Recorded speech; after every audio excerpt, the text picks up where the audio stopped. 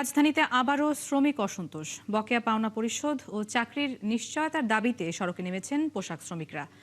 তাদের আন্দোলনে কয়েক ঘণ্টা স্থবির হয়ে পড়ে তেজগাঁও এলাকার গুরুত্বপূর্ণ সড়ক। যদিও প্রশাসনের আশ্বাসে অবরোধ তুলে নেওয়া হয়, তবুও শ্রমিকদের মধ্যে অনিশ্চয়তা কাটেনি। বিস্তারিত জানাচ্ছেন সবুজ মাহমুদ।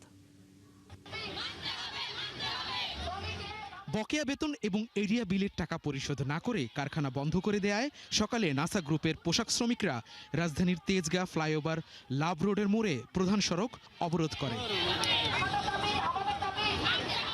9:30টার পর এই বিক্ষোভ শুরু হয়। শ্রমিকরা বলছেন, ঈদের ছুটির পর বিনা নোটিসে কারখানা বন্ধ করে দেয়ায় চরম ভোগান্তিতে পড়েছেন তারা।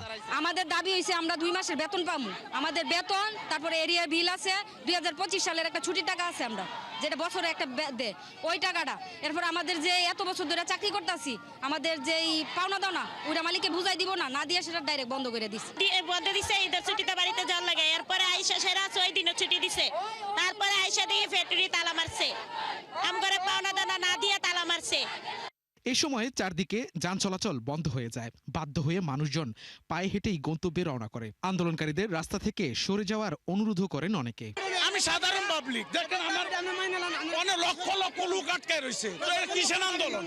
না জনগণ মাইরে, এটা কিসের আন্দোলন?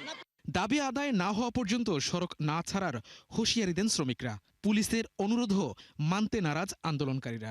আমাদের পক্ষ থেকে বলা হয়েছে যে রাস্তা ছেড়ে দিয়ে আপনারা আলোচনায় বসেন। এখানে যারা অথরিটি রয়েছে তাদের সঙ্গে আলোচনায় বসেন, আমরা আলোচনার ব্যাপারে তাদেরকে হেল্প করব। তো এটি তাদের, আমরা প্রতিনিধিদের বলেছি, তারা এখন আলোচনা করে রাস্তা ছাড়ার ব্যাপারে সিদ্ধান্ত জানাবেন।